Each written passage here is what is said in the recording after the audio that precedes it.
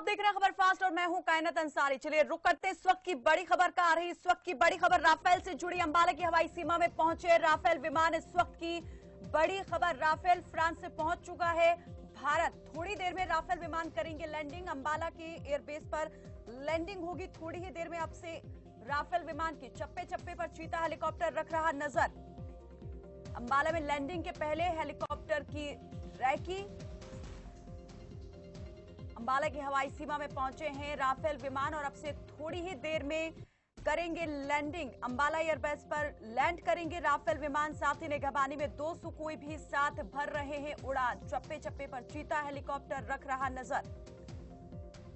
इस वक्त की बड़ी खबर, फ्रांस से चला राफेल विमान 7000 किलोमीटर की लंबी यात्रा के बाद आज भारत पहुंच गया है और अब से थोड़ी ही देर में अंबाला के एयरबेस पर लैंड करेगा विमान। थोड़ी ही देर में राफेल विमान करेंगे लैंडिंग। 5 राफेल विमान भारत को मिल चुके हैं और अब से कुछ ही देर में भारत की धरती को चूमेंगे ये राफेल विमान। भारत आने वाले 5 राफेल में 3 सिंगल सीटर और 2 सीटर ट्रेनर एयरक्राफ्ट हैं। अंबाला एयरफोर्स स्टेशन पर राफेल की जोरदार अगवानी के साथ सुरक्षा व्यवस्था भी कड़ी कर दी गई है। बता दें कि सोमवार सुबह फ्रांस से उड़ान भरने के 7 घंटे बाद 5 राफेल लड़ाकू विमानों की पहली खेप यूएई के अल दाफरा एयरबेस पर उतरी थी और यात्रा के बीच हवा में उनमें ईंधन भरा गया था। फ्रांस में भारतीय दूतावास ने राफेल में ईंधन भरने की तस्वीरें भी मंगलवार को ट्विटर पर पोस्ट की थी। तो राफेल अब भारत को मिल गया है। 5 राफेल विमान फ्रांस से भारत पहुंच चुके हैं और अब से थोड़ी ही देर में अंबाला एयरबेस पर लैंड करेंगे।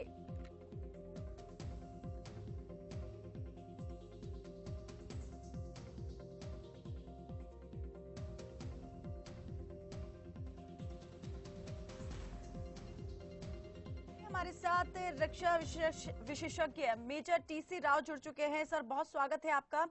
राफेल आज भारत को मिल रहा है, 5 राफेल भारत को मिलने जा रहे हैं। कैसे देखते हैं इसे? कितनी बड़ी उपलब्धि और सुरक्षा के लिहाज से भारत और कितना मजबूत होगा? देखो, ये रिक्वायरमेंट 2012 में फेल्ट की गई थी। इसका प्रोसेस 2012 में शुरू हुआ था। नेगोशिएट के 2016 में फाइनल ऑर्डर दिया भारत सरकार ने जी। और आज वो सपना पूरा होने जा रहा है। हमारी डिफेंस फोर्सेज, खासकर एयरफोर्स का एयर पावर को मजबूत करने के लिए ये इनिशिएटिव था भारत सरकार का। आज ये पहुंचने के बाद में खासकर हम अब चाहते हैं कि चाइना महसूस करे कि हिंदुस्तान एयर सुपीरियरिटी हासिल कर चुका है चाइना के ऊपर। आज के दिन ये पूरी दुनिया जानती, जितने स्ट्रेटजिस्ट हैं, जितने आर्मामेंट एक्सपर्ट हैं, वो सभी ये कह रहे हैं कि हिंदुस्तान की एयरफोर्स क्वालिटेटिवली और क्वांटिटेटिवली हम उनसे बेहतर है आज के दिन। और राफेल आने के बाद में उनका जो J-20 है वो बोना पड़ गया है। इनफैक्ट उनका इंडिजिनियसली मेड है वो। हमने फ्रांस से ये लिए। ये हमारे राफेल जो ट्विन जेट एयरक्राफ्ट है, ये ट्राइडेंट टेस्टेड है। पहले बड़े बड़े युद्धों में इनको टेस्ट किया जा चुका है, जबकि J-20 को आज तक चाइना ने टेस्ट नहीं किया। 79 के बाद में चाइना ने अपनी फोर्सेज को केवल धमकाने के लिए यूज किया है, एक्सपेंशनिस्ट के पॉलिसी को आगे बढ़ाने के लिए यूज किया है, इंटरनल डिस्टर्बेंसेस को कंट्रोल करने के लिए यूज किया है, लेकिन बॉर्डर कॉन्फ्लिक्ट कभी वो ना कर पाए। 79 में मार खाने के बाद वियतनाम से और अब डोकलाम के अंदर, अभी देखा गालवान घाटी के अंदर कैसे उन्होंने हिंदुस्तान की सेना से मार खाई है। हमारे 20 लोग शहीद हुए थे। उन 20 वीर सपूतों ने 40 से ज्यादा चाइनीज को हताहत किया था अनआर्म्ड कॉम्बैट के अंदर, जबकि वो पूरी तैयारी के साथ आए थे। तो चाइना, हमारे हिंदुस्तान सेना का मोराल बहुत अप है, चाइना का बहुत डाउन है। चाइना ने ऑफ कोर्स पिछले 40 साल से उनकी ये स्ट्रेटजी थी कि दुनिया के अंदर अपना बिजनेस फैलाएं, दुनिया को महसूस कराएं कि हम वर्ल्ड लीडर हैं, लेकिन वो वर्ल्ड लीडर हैं नहीं, खासकर कोविड। बिल्कुल, जैसे सर आपने ये कहा कि चाइना के ऊपर जो है अब हमारा अच्छा खासा दबदबा जो है भारत का बन जाएगा राफेल के आने के बाद में। सर, हम ये भी आपसे जानना चाहेंगे कि राफेल अभी तक आप कैसे देखते हैं कि और अभी कितने देशों के पास में ये है राफेल, और पुराना इसका जो कहे प्रदर्शन रहा है, जितने भी युद्धों में इसे इस्तेमाल किया गया है उनमें इसकी अहमियत जो है वो कितनी खास रही और कितना ज्यादा बल मिला राफेल के होने की वजह से उन युद्धों में उन देशों को जिन्होंने इसे इस्तेमाल किया? देखो, मैं आपको बताना चाहूंगा, आपने ठीक कहा, कहाँ का इस्तेमाल हुआ है ये। अफगानिस्तान के अंदर ये इस्तेमाल हुआ है, माली में इस्तेमाल हुआ है, लिबिया में इस्तेमाल हुआ है, सीरिया में इस्तेमाल हुआ है और इराक में इस्तेमाल हुआ है। वहां इसने प्रूव किया है कि ये बहुत बेहतर फाइटर जेट है। इजिप्ट, कतार, ये ऑलरेडी जिनके आर्मी है वो ऑलरेडी ऑर्डर दे चुकी है। फ्रेंच आर्मी, नेवी और एयरफोर्स के पास में 132 ये एयरफोर्स ऑलरेडी एक्वायर कर चुकी है और 48 नेवी, 180 राफेल आज फ्रेंच आर्मी, एयरफोर्स और नेवी के पास में है। हमने 36 का ऑर्डर दिया था जी। अब ये 2022 में हमारा पूरा ऑर्डर कंप्लीट हो जाएगा। जहां इन्होंने को डिप्लॉय किया है अंबाला, इसके बाद में जो नेक्स्ट जो बैच आएगा उसको हम हासीमारा में बिल्कुल एक मैसेज दे दिया, अंबाला से भी चाइना दूर नहीं है और अंबाला से पाकिस्तान भी दूर नहीं है। हम थ्रेट परसेप्शन को भापते हुए कि हमारे देश को आज किन से खतरा है, पाकिस्तान से तो ना के बराबर है, चाइना से ऑफ कोर्स पिछले 2-3 महीने में जैसे सिचुएशन बढ़ी, लेकिन चाइना भी महसूस कर गया है कि नरेंद्र मोदी है, इंडियन आर्मड फोर्सेज है, इंडियन आर्मी के जवान हैं, वो उनकी बिल्कुल नहीं चलने देंगे। चाइनीज आर्मी फिजिकली बहुत वीक है, वो सिंगल साइन नोम वाली आर्मी है, जिनके एक बच्चा है, लाड चाव से पाला उसको, ये कहिए उसको, बहुत पैम्परिंग सोल्जर्स हैं उनके, टफ टेरेन में, टफ कंडीशंस में चाइनीज आर्मड फोर्सेस के जो जवान वो काम नहीं कर सकते। सर, ये हम ये भी आपसे जानना चाहेंगे, अभी तक आप कैसे देखते हैं कि भारतीय वायुसेना जो है किस तरह के एयरक्राफ्ट्स का इस्तेमाल अभी कर रही थी और कितने वक्त बाद में आप ये देख रहे हैं कि कुछ एक नया जो है एयरक्राफ्ट भारतीय वायुसेना के बेड़े में शामिल हुआ है और इसके आने से कितना बड़ा बदलाव आप देख पा रहे हैं? देखो, पहले हम बात करेंगे फाइटर्स की जी। हमारे पास में मिग की सीरीज है, मिग 21 को हम ऑलरेडी रिटायर कर चुके हैं।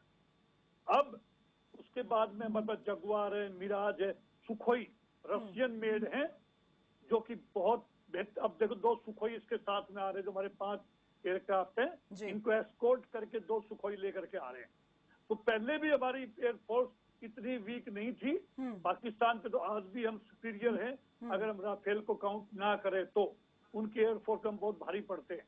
उनके पास में X-16 आउटडेटेड हो चुके हैं, तो अमेरिकन एयरक्राफ्ट हैं, उनके स्पेयर पार्ट्स अमेरिका ने देने बंद कर दिए हैं, केवल वो मिलिट्री एड के ऊपर जिंदा रखे हुए तो उनको मेंटेनेंस वगैरह करते थे जी। पाक गवर्नमेंट के पास पैसा नहीं है अपने उन राफेल को सर्विसेबिलिटी प्रोवाइड करने का, वो सारे ग्राउंडेड है, बहुत कुछ है जो आज ऑपरेशनल है। अब बात है चाइना की। चाइना के अंदर उनके खुद के बने हुए J-20 जे सीरीज है, इसमें J-20 को सर्वश्रेष्ठ मानते हैं। आज हमारे पास में राफेल से पहले हम अपाची हेलीकॉप्टर भी ले चुके हैं। अपाची हेलीकॉप्टर ऐसा एक हेलीकॉप्टर जो बहुत लो एरिया में जाकर के जो उड़ान भर सकता है, कहीं पे भी उसको आप लैंड करा सकते हो, वो भी एक कॉम्बैट हमारा एयरक्राफ्ट का काम कर रहा है। चिनूक है, चिनूक हमारे ट्रांसपोर्ट के लिए हमें दिक्कतें हुआ करती कुछ एरियाज में, आर्टिलरी की गन्स, आर्मर्ड के टैंक हम ऊपर नहीं पहुंचा सकते जहाँ पे दुर्लभ क्षेत्र थे, लेकिन अब चिनूक आने के बाद में आज हमारा लॉजिस्टिक बहुत सपोर्ट भी बहुत मजबूत हो गया। आज चिनूक के थ्रू हम टफ से टफ टेरेन में 18,000, 20,000, 22,000 के हाइट के ऊपर विदाउट लूजिंग टाइम हम अपनी गन्स, आर्टिलरी की बोफोर गन्स पहुंचा सकते हैं उस चिनूक के जरिए। तो हम अभी एयरफोर्स हमारी इसलिए लॉजिस्टिकली ट्रांसपोर्टर के जो हमारे पास एयरक्राफ्ट है बहुत स्ट्रॉन्ग है, बहुत जल्दी हम अपनी डिफेंस फोर्सेस को मोबिलाइज कर सकते चाइना बॉर्डर के ऊपर अगर सिचुएशन अराइज होती है तो। राफेल तो अल्टीमेट है, आज दुनिया में राफेल का कोई मैच नहीं है। अमेरिकन भी इस चीज को मानते, उनके एयरक्राफ्ट भी धीरे धीरे करके सेकंड जनरेशन के, ये 5th जनरेशन का एयरक्राफ्ट है जो राफेल है। इसके अंदर अपने वजन से ज्यादा पेलोड ले जाने की कैपेसिटी है।